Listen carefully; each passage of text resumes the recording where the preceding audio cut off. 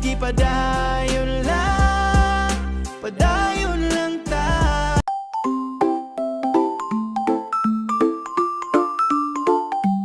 Hi Karosa! So dito gumagawa ako ng tag size na pang souvenir para sa birthday girl. Nagpagawa sa akin si client ng 20 pieces. Pero ngayon ko lang talaga ito na-upload. First upload ko to kasi kakagawa ko lang ng page. Nung June ko pa to ginawa, ngayon ko pa lang siya na-upload. Pagpasensyahan nyo na yung voice over ko, first time ko kasi, pero masasanay din ako. Kasi tuwing may papagawa si client is gagawin ko na siyang daily vlog. Tapos gagawa rin ako ng mga tutorials.